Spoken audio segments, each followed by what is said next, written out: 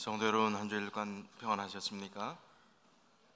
주님의 은혜 가운데 주님의 귀한 날을 기억하여 이 자리에 모이신 모든 성도님들과 또 손님들의 심령 속에 하나님의 크신 은혜가 함께 하시기를 간절히 바랍니다. 지난주 수요일날 유은선 집사님 모친께서 오랜 투병 시간 10여 년의 오랜 수고를 마치시고 주 안에서 잠드셨습니다.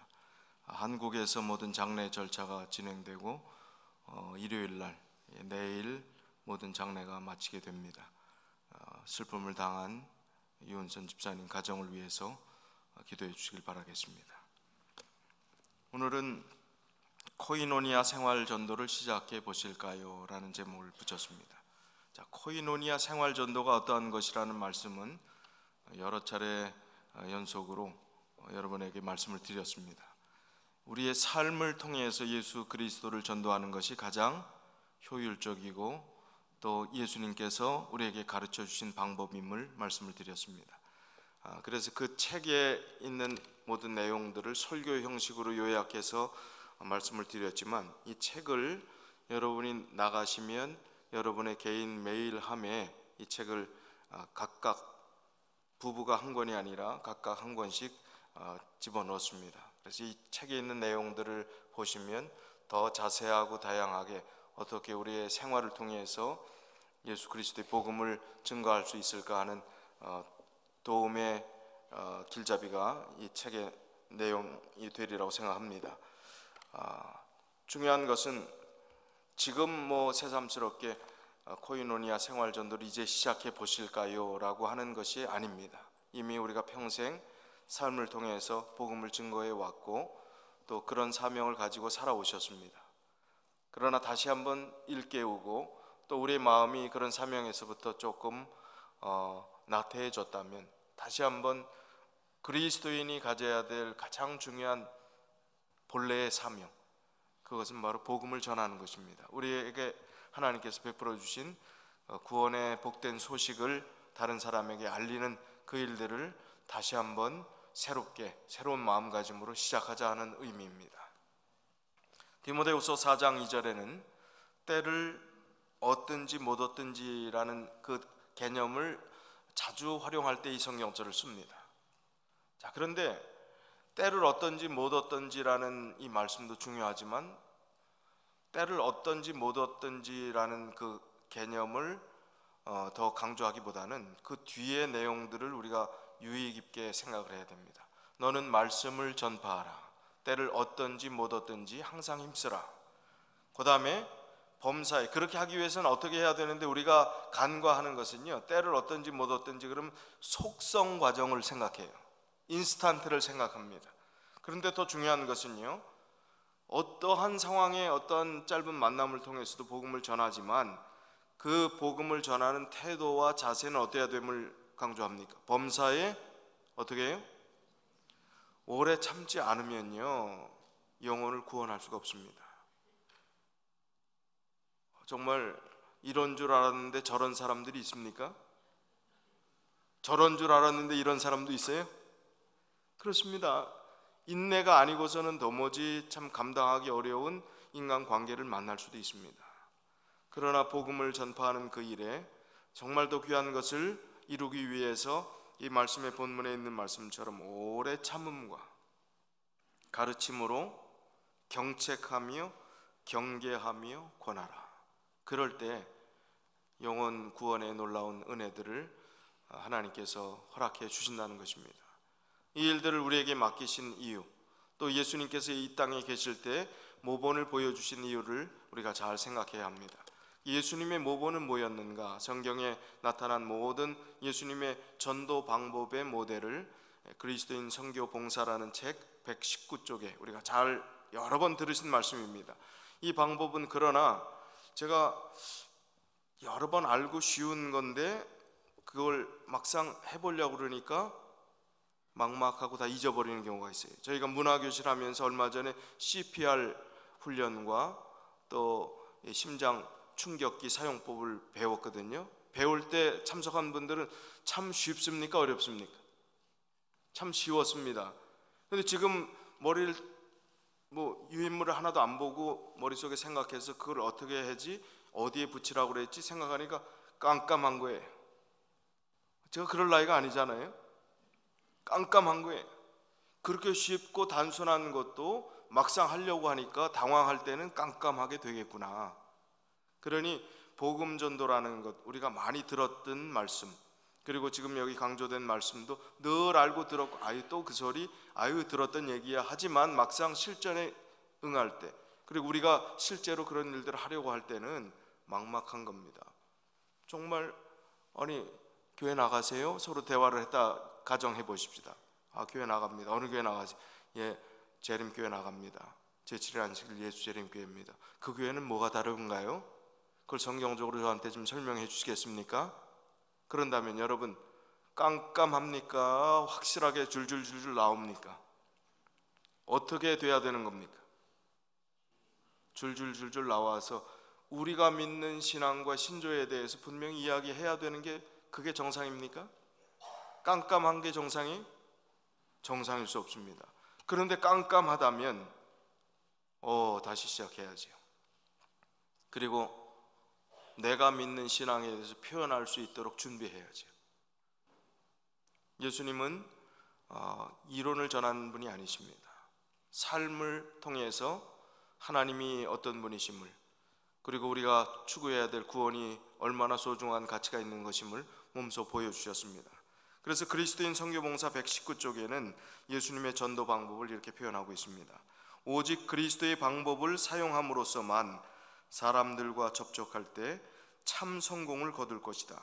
구주께서는 사람들의 유익을 소원하는 분으로서 그들과 첫 번째 섞이셨다. 그분께서는 그들에 대한 당신의 동정심을 보여주셨고, 그들의 필요를 따라 봉사하시고 그들의 신임을 얻으셨다. 그 후에 그분께서는 나를 따라오라고 그들에게 명령하셨다. 5개 과정들이 필요합니다. 그런데 5번째 방법을 나를 따라오라고 얘기하고 전도지 돌리고 알아서 교인 되기를 바란다면 그것은 정말 이제 콩 심어놓고 일주일도 안 돼서 열매를 기대하는 것과 마찬가지입니다. 자, 첫 번째 뭐라고요? 섞이셨다. 같이 눈높이를 맞추셨다는 것입니다. 두 번째는요, 동정심을 보여주셨다. 마음에 교감을 이룰 수 있는 그들의 처지를 충분히 이해하시고 그런 정을 나눴다는 얘기입니다. 세 번째는 그들의 필요를 따라서 봉사했다는 것입니다. 네 번째는 그렇게 됐을 때 그들의 신임을 얻었다는 것은 그들의 마음이 열렸다는 것입니다. 마음이 열렸을 때 교회 나가보십시다, 내가 나가는 교회 한번 가보십시다 하면은 안 따라올 사람이 없다는 거죠. 어떤 집사님하고 주중에 대화를 하는데 이 집사님이 그런 경험을 하세요. 그로서리에 가서 가지를 고르고 있는데 어떤 중년의 여성분이 와서 가지 요리 어떻게 해 먹으면 맛있어요? 이렇게 묻더래요. 아유, 가지 요리야 다양하지요. 이렇게 말이 시작돼 갖고 그 얼마나 좋은 찬스입니까? 내가 말도 걸지 않았는데 가지 어떻게 해 먹냐고 물어봤으니 왕래를 하고 서로 좋은 것들을 나누고 대화를 하면서 교제의 폭을 넓혀가고 있다 하는 말씀을 들었어요. 자, 때를 얻든지 못 얻든지 분명합니까? 예, 그렇게 실천하는 것입니다. 우리가 사람이 없다, 여기는 미국에 사니까 접촉할 기회가 없다라고 생각하지만 얼마든지 우리의 마음과 촉각을 영적으로 세우고 우리의 사명들을 감당하기 위해서 마음을 열고 있으면 그런 영혼들을 우리 눈에 보이게 하십니다. 그리고 기회들을 만들어 주십니다. 그런 기회들을 선용하는 것이 우리가 해야 될 가장 중요한 일들임을 생각해야 합니다. 근데 저는 생각해 봤습니다. 어떻게 하면 불신자들이 믿음을 갖고 싶어 할까? 우리의 삶의 모습을 보면서 뭘 보고 참 믿어봤으면 좋겠다라고 생각할까? 그리고 제가 한번 생각해 봤습니다. 그러면서 제가 최근에 보았던 그 책을 통해서 이 책의 저자의 삶이 이분이 이렇게 얘기했으면 다른 사람도 객관적으로 믿는 게 참 중요한 일이구나라고 인식하겠구나, 그런 생각을 했어요. 그 책이 뭐냐면 믿음의 길, 인생의 길, 믿음이 있어 행복했습니다. 누구십니까? 저분 아시죠? 연세대 교수로 오래 계셨던 김영석 교수입니다. 저게 작년에 나왔던 책이니까 지금 이분이 1920년생이세요. 그러면 연세가 어떻게 되셨어요? 만으로 98세입니다. 그러니까 98세면 거의, 이분이 쓴 책 중에 거의 100년을 살아보니라는 책도 있어요. 이분이 거기 이 책의 내용 가운데서 예수 그리스도를 믿는 것이 얼마나 행복한 일인가에 대한 이야기를 담담하게 써내려갔습니다. 이분은 철학자입니다. 철학을 한 분이 신앙을 하기는 그렇게 쉽지 않습니다. 철학이라는 사상을 접하고 다양한 사상을 접하다 보면 기독교 신앙에 대해서 철학의 세계가 더 넓은 것처럼 착각하게 되어 있습니다. 근데 이분이 일본에서 공부하고 했을 때 일본의 크리스찬들을 만났을 때 한국보다 일본이 복음이 훨씬 더, 기독교 복음이 먼저 들어왔기 때문에 잘 성경적이고 또 그들의 삶의 모습을 통해서 정제된 그리스도인들의 아름다운 모습을 보았습니다. 그 모습을 통해서 예수 그리스도를 배웠고 또 자기는 철학을 하고 문학을 하면서 기독교 세계의 더 많은 가치관들을 더 폭넓게 보기 원해서 그런 책을 보았다는 거예요. 그런데 이분은 무신론자의 서적을 읽을 때마다 마음속에 확신이 드는 것은 예수 그리스도가 참 하나님이시고 이 잘못된 사상을 가진 이 세상이 얼마나 안타까운가, 그런 표현을 했습니다. 그리고 이분이 표현한 내용에 있는 말씀을 드리는 거니까 어딜 이분도 비하하려고 그러는 건 아니죠. 자기가 전 세계 여행을 크게 2번 해봤다는 것입니다. 한 번은 유럽, 아주 선진국, 한 번은 아시아권과 중동 지역. 근데 중동 지역이나 인도나 무슨 이런 그런 지역에 보면 그 국민들이 헛된 우상 숭배에 빠져서 잘못된 종교에 빠져갖고 평생의 삶을 고통스럽게 살아가는 것, 그 신을 위해서 살아가는, 만약에 거기에 쏟을 정성의 일부를 또 많은 시간들을 과학 발전과 자기들 삶의 이 개발을 위해서 투자했더라면 그런 나라가 그렇게 되지 않았을 텐데, 그렇게 못 살지 않았을 텐데, 그렇게 힘겨운 사람들의 인권도 무시되고 또 지금의 삶의 모습도 그렇지 않았을 텐데 하는 안타까움을 토로한 이야기들도 있습니다. 반면에 유럽에 가봤더니 그렇게 웅장한 역사를 가졌던 큰 교회들이 지금은 술집으로 변해 있고, 정말 구석에 노인들 20여 명, 30여 명 나와 있고 1000명이 넘게 들어간 큰 유명한 그런 데가, 이 세속화가 가져다 준 오늘날의 이 기독교의 또 폐해를 또 이야기를 하면서, 그러나 중요한 것은 내가 100세 가까이 살아보면서 자신 있게 할 수 있는 그 말은, 예수 그리스도를 내가 믿는다는 그 일이 이 세상에서 얼마나 행복한 일인가, 얼마나 귀한 일인가, 얼마나 잘된 선택인가 하는 그런 고백을 한 그 책의 내용이 바로 이 책, 인생의 길, 믿음이 있어 행복했습니다 하는 그 글입니다.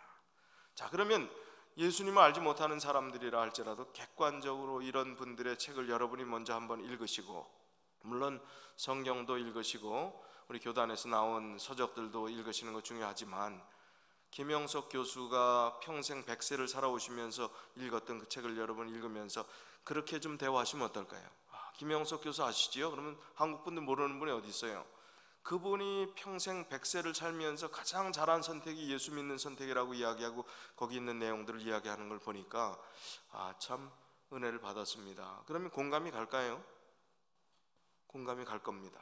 예수 믿는다는 게 그렇게 소중하고 중요한 일이구나 하는 생각들을 가질 겁니다. 이분이 행복하다고 했습니다. 그런데 참 행복은 무엇인가? 두 번째는 제가 생각해 본 것은 진짜 행복한 삶을 사는 것을 보여주는 것입니다. 억지로 보여주는 게 아니라 예수 믿는다는 것이 참 진짜 행복한 삶이구나 하는 것을 우리의 삶을 통해서 보여주게 된다면 말할 필요가 없는 것이죠. 요한 웨슬레,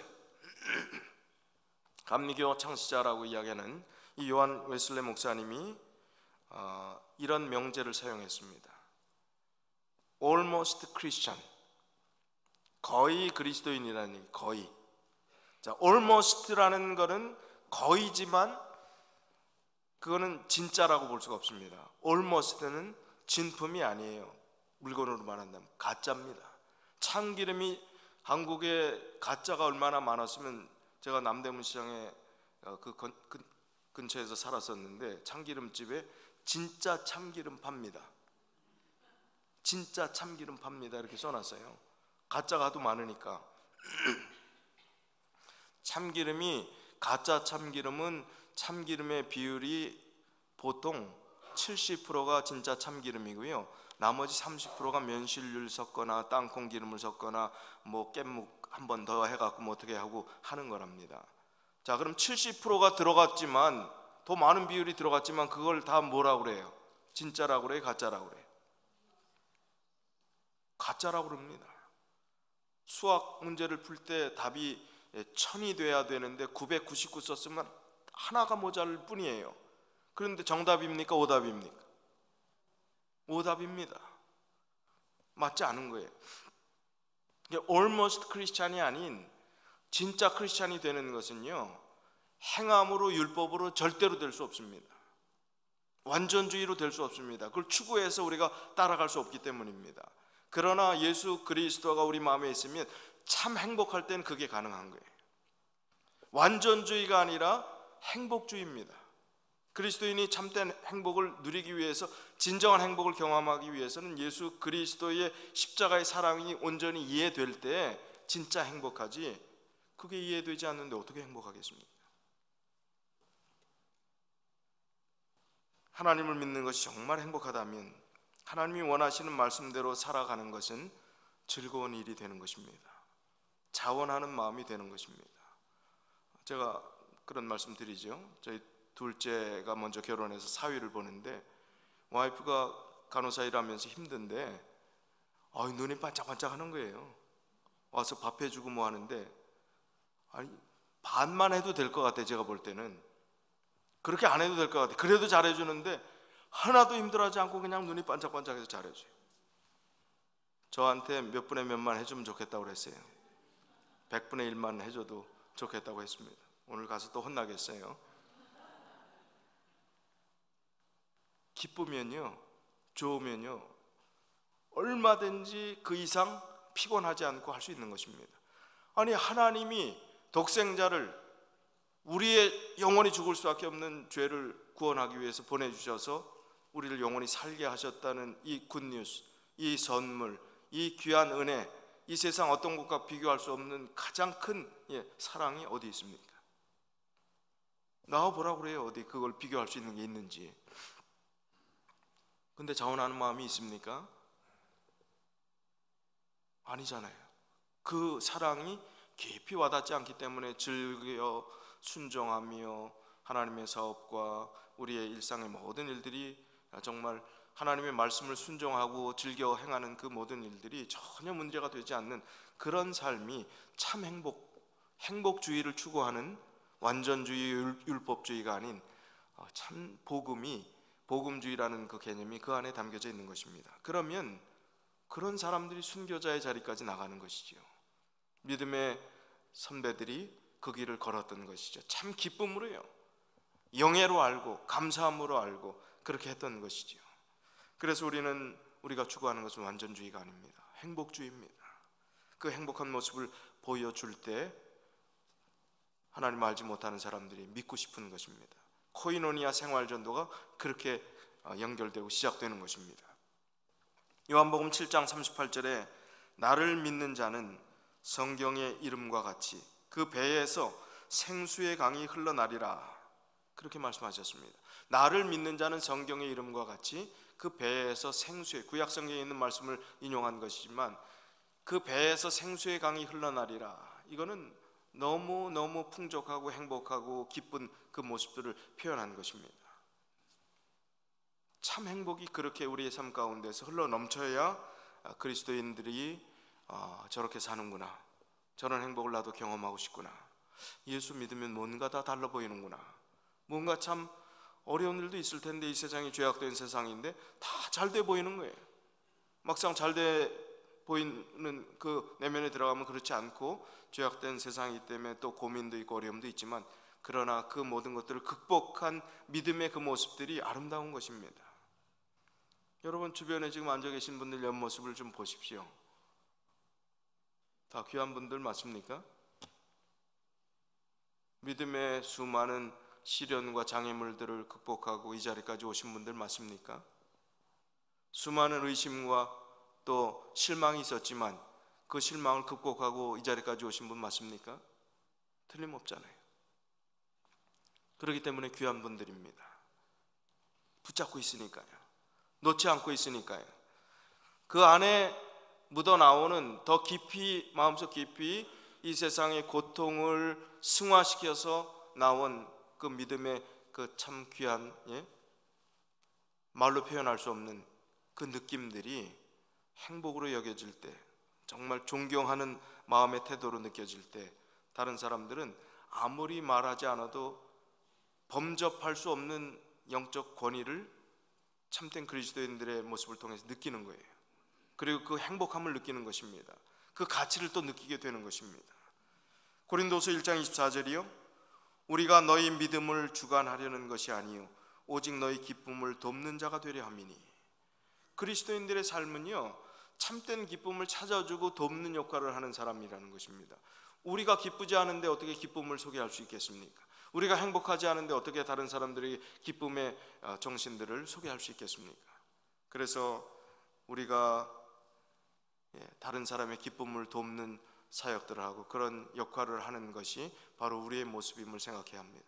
그래서 우리가 습관이나 생활이나 말투나 또 우리의 일상적인 생활 가운데서 뭐 좋을 때, 교회 안에서 있을 때, 교인들과 만났을 때 했던 행동과 용어와 태도, 또 그렇지 않을 때 우리가 짜증나고 또 뭐하고 그럴 때 우리 저절로 마음속에서 나오는 그런 어떤 입버릇, 이런 것들도 예수 그리스도 안에서 하나하나 고쳐나가고 하나가 되게, 교회 안에서나 밖에서나 우리의 말과 행동이 하나가 될 수 있도록 하는 그 훈련들이 필요한 것입니다. 그럴 때 정말 지어내지 않는, 위선적이지 않은 진심에서 우러나오는 참된 기쁨이 어떤 것인지를 깨닫게 되는 것이죠. 골로새서 3장 15절이요, 그리스도의 평강이 너희 마음을 주장하게 하라. 평강을 위하여 너희가 한 몸으로 부르심을 받았나니 또한 너희는 감사하는 자가 되라.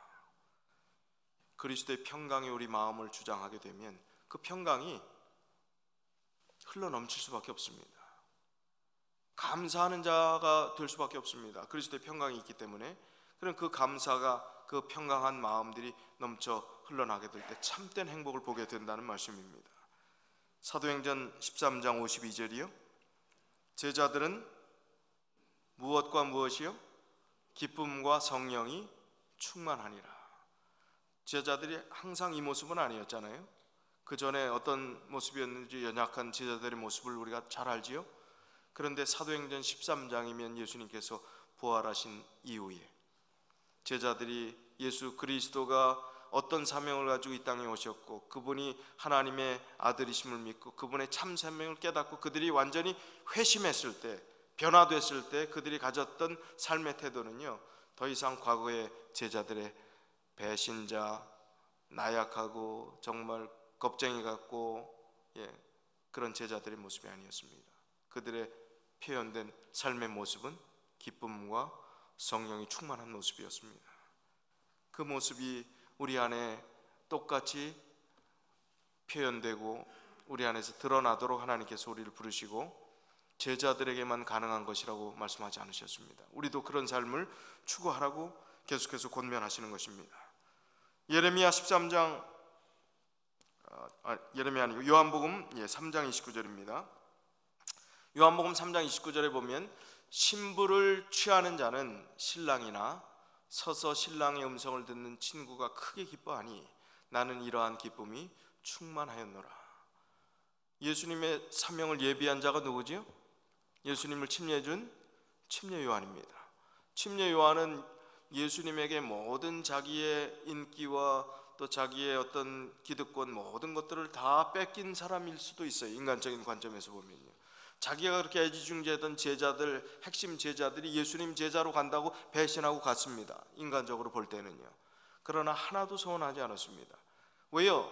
자기는 들러리에 불과했기 때문에 누가 영광 받으면, 예수 그리스도가 영광 받으면 그것이 기쁘고 행복한 것이고 그 일을 위해서 자기가 왔다는 사실을 깨달았습니다. 오늘 우리가 들러리입니까? 예수님입니까? 들러리예요, 우리는. 근데 예수님이 취할 영광을 내가 받지 못하면 왜 그렇게 서운해합니까? 예수님이 취해야 될 그 모든 것들을 우리가 누리려고 하는 경향들이 우리 마음속에 다 있어요. 하나님의 사업을 하면서 하나님의 일을 하면서도 그런 마음들이 있다는 것입니다. 자존심 따져보고 체면 따져보고 이것저것 사람들의 관계 따져보고 왜 그렇게 뭐 있습니까? 우린 들러리인데 누가 영광 받으시면 되는데, 예수 그리스도가 영광 받으시면 되는데. 그래서 여기 이 말씀을 한 것입니다. 신부를 취하는 자는 신랑이나 서서 신랑의 음성을 듣는 친구가 크게 기뻐하니 나는 이러한 기쁨이 충만하였노라. 우리가 영혼을 구원하고 들러리로서 역할을 하면서 그 기쁨의 마음들을 가지고 정말 감사하고 행복해 한다면 그것처럼 귀한 일이 어디 있겠느냐 하는 말씀입니다. 그 다음에 우리가 불신자들에게 하나님의 사랑을 전달하는 그 일에 있어서는요, 참 검소하고 절약하고 열심히 살아가는 것은 그리스도인의 좋은 미덕입니다. 그런데 그게 치사하고 쪼잔하고 째째하고 뭐 하여튼 표현할 거 있으면 좀 다 좀 하면 좋겠어요. 그런 모습으로 비춰진다면 다른 거 다 좋다가도 거기서 끝나는 거예요. 따뜻하고 넉넉한 그런 인심이 좀 있었으면 좋겠어요. 그런 정이 있었으면 좋겠습니다. 예수님을 닮은 모습입니다. 왜요? 예수님은 모든 것 다 퍼줬습니다. 뭐까지 주셨으니까? 생명까지 주셨으니까 다 주시려고 하셨어요. 사도행전 20장 35절에요 주 예수의 친히 말씀하신 바, 그냥 뭐 예수께서 가라사대 그런 표현도 있지만 예수께서 친히 말씀하신 바 그러면 좀 강조점이 있습니까? 그 뒤에 내용이 평범한 것 같은데 친히 말씀하신 바 하면 이건 중요한 강조점이에요. 주는 것이 받는 것보다 복이 있다 하심을 기억하여야 할지니라. 우리 교우님들 참 많은 것들 많이 나누고 서로 베풀려고 하시는 분들이심을 압니다. 참 감사합니다. 내가 평생에 나눔이 있는 인생인가 아닌가 한번 생각해 보면 좋겠어요. 얼마나 나누고 살아가는가. 받은 기억이 더 많은데 언제 나눴던가 생각한다면 우리가 바꿔야 합니다. 받는 것보다 주는 게 더 많아. 나는 안 받고 안 줘. 멋집니까? 깔끔하게 살아가는 것 같아요. 안 받고 안 주는 게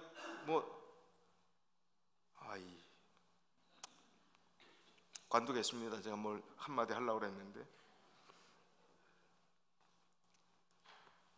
디모데전서 6장 18절입니다.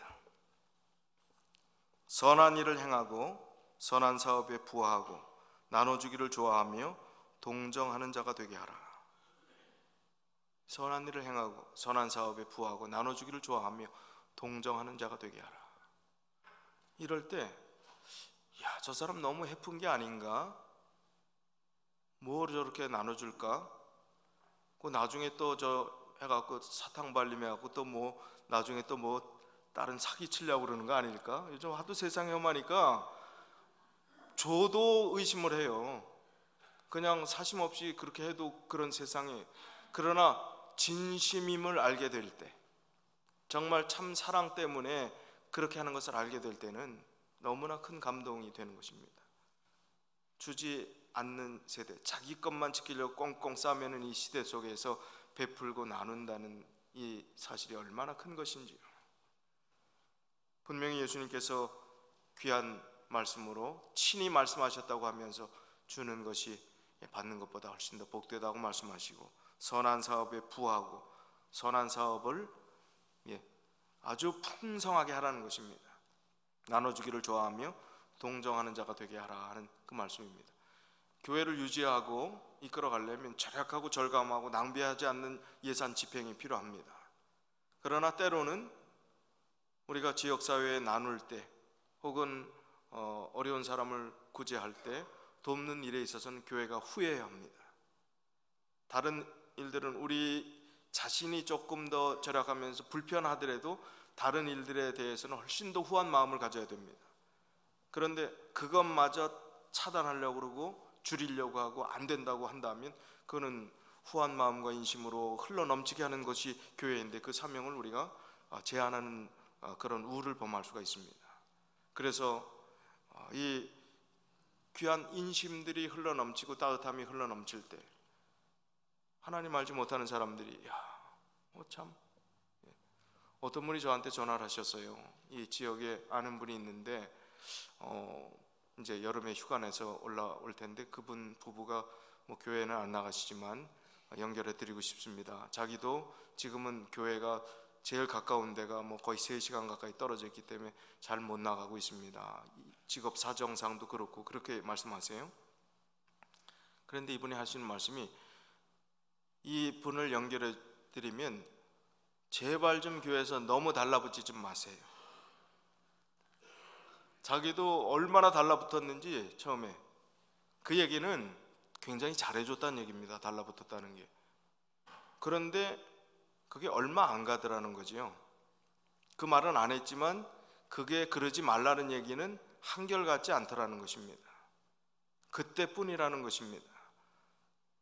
달라붙지 말고 거리를 두면서 진심으로 따뜻하게 잘해주는 것 다 마음으로 느끼게 되어 있습니다. 오레곤 중앙교회는 달라붙지 않는 것 같아요. 처음에 제가 부임해서 안 달라붙어서 서운했습니다. 그런데 달라붙지 않은데 은은하게 정들이 있는 거예요. 사람들을 배려하고 생각하고 도우려고 하고 그게 바른 모습 아니겠습니까? 지치지 않게 상대방 피곤하지 않게 하는 그 모습이 또 지혜인 것 같습니다. 그런 마음의 정은 숨길 수가 없어요. 다 알게 되어 있습니다. 진심을 알게 되어 있습니다. 이게 뭐 복음을 전하는 일에 인위적인 그런 방법들만 자꾸 얘기를 하는가?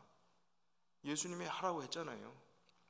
나눠주라고 했고 성경에 있는 말씀들 지금 말씀드리는 거지 않습니까? 저희가 그런 마음의 가치를 가지고 그렇게 인생살이를 하다 보면 여러분 인생에 남는 결론은 무엇이 되어야 할까요? 김종필 씨가 어제 돌아가셨지요. 우리 이인순 장로님 동기 동창이신데 삼김 시대가 이제 막을 그 전부터 내렸지만 이제 과거의 역사가 흘러갔습니다. 마지막 남았던 김종필 씨가 돌아가셨어요. 그런데 그분의 제가 어제 저녁 시간에 잠깐 말씀드렸지만 신문 기사에 풍은아 김종필 씨 별세 이렇게 썼어요. 풍은아가 뭡니까? 뜻을 이뤘다는 거예요? 좀 못 이뤘다는 거예요? 못 이뤘다는 겁니다. 근데 국무총리까지 하고 옛날 하늘에 있는 새도 떨어뜨린다는 중앙정보부장쯤 했으면 누릴 거 다 누린 사람 아닙니까? 그런데 뭐 못했다고 풍은아라고 붙였어요? 대통령 못했다고 풍은아라고 붙였던 그걸 보면서 참 기가 막히다. 우리는 그러면 이렇게 평범하게 살아가는 우리는 어떻게 되는 건가? 그분의 삶이 물론 그분의 개인의 종교와 신앙에 대해서 우리는 알지 못합니다. 인생에 남길 수 있는 가장 소중한 것은 사람들의 평가는 풍은하라고 이야기하고 뭔가를 못 이룬 사람처럼 이야기를 합니다. 그러나 우리는 아무것도 가진 것 없고 명예도 없고 이 세상에 아무도 알아주지 않는다 할지라도 예수 그리스도라는 이름을 가지고 이 세상에 결론을 맺는다면 다 이룬 사람이에요. 얼마나 멋진 삶을 산 사람이 되는 것입니까? 거기는 미진에서 풍은하라는 이름을 붙여줬지만 우리의 이름 앞에는 성도라는 이름을 붙여주시는 것입니다. 거룩한 무리라는 하나님의 자녀라는 이름을 붙여주셨을 때 우리의 삶은 얼마나 가치 있는 삶이 될까 하는 생각들을 해보았습니다. 우리의 인생에 남는 장사는 아무리 세상에 어떤 장사를 해도 남았다고 생각하지만 그것은 썩어 없어질 것입니다. 우리가 끝까지 가져가지 못할 것입니다. 남는 장사는 그냥 인문학적 관점이나 철학적 관점에서는 다른 어떤 가치관을 이야기할지 모르겠습니다. 또 사람에 대해서 인본주의자들이 이야기할 때는 사람이 남는 거라, 사람이 남는 장사라고 이야기할지 모르겠습니다.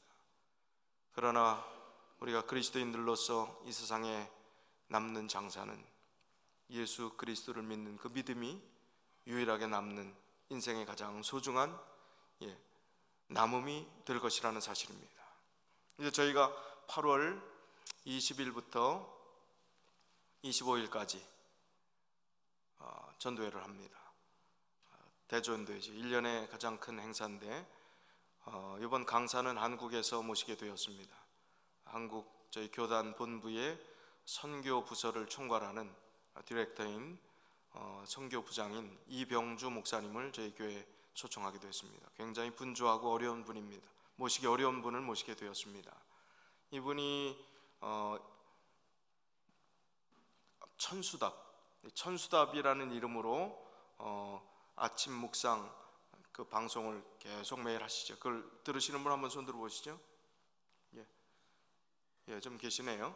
그 말씀들을 아는 지인들에게 주시면 크리스찬들은 그 말씀을 듣고 감동을 많이 받는 것을, 반응이 좋은 것을 보게 됩니다. 저희가 전도지 만들어서 돌리는 것보다 그분의 말씀 묵상을 보내줘서 그분들이 듣게 되면 이제 그분이 오셨다는 집회를 한다고 하면 훨씬 더 많은 분들이 관심을 가지고 오게 되실 것입니다. 이제 저희가 2달도 채 남지 않았습니다. 이제 선교회에서 또 세부적인 계획들도 세우고 이 성공적인 전도회를 위해서 우리가 최선을 다하지만 중요한 것은 여러분 개개인이 정말 코이노니아 생활전도의 삶을 내가 실천하면서 이번 전도회를 통해서 많은 영혼들을 그리스도 앞에 이끌기 위해서 내가 어떻게 해야 될 것인가 정말 기도해 주셔야 됩니다. 그리고 그런 삶을 보여주시기 위해서 최선을 다하셔야 됩니다. 그럴 때 우리의 삶에 데살로니가전서 2장 19절의 말씀처럼요, 우리의 소망이나 기쁨이나 자랑의 면류관이 무엇이냐, 그의 강림하실 때 우리 주 예수 앞에 너희가 아니냐. 우리가 다른 사람을 구원하지만, 다른 사람을 전도해서 인도하지만 결국 하나님과 나 사이의 유일한 관계 속에서 바로 서야 될, 그리고 하나님 앞에 심판받아야 될 그 관계는 하나님과 나 사이, 나라는 것입니다. 그래서 내가 하나님의 사명들을 감당할 때, 또 하나님의 명령을 수행할 때 내가 결국 주님의 뜻에 살면서 이 자리까지 왔습니다. 예수 그리스도의 믿음을 끝까지 붙잡고 부족하지만 이 자리까지 왔습니다. 주 앞에 서 있는 나의 문제입니다. 나를 위한 것입니다. 내가 살아야 되는 것입니다. 영적으로 하나님께서 우리를 구원해 주시기 위해서 그런 사명들을, 우리를 살리기 위해서 그런 사명들을 주셨다는 것을 생각하시면서 주님 오시는 그날까지 우리가 믿음 안에서 최선을 다하고, 또 우리 주변에 기도하면 영혼들이 보입니다. 그 영혼들을 위해서 하나님께 주시는 지혜를 통하여 많은 영혼을 구원의 자리에 이끌게 되시기를 간절히 바라면서 오늘 말씀을 줄이겠습니다.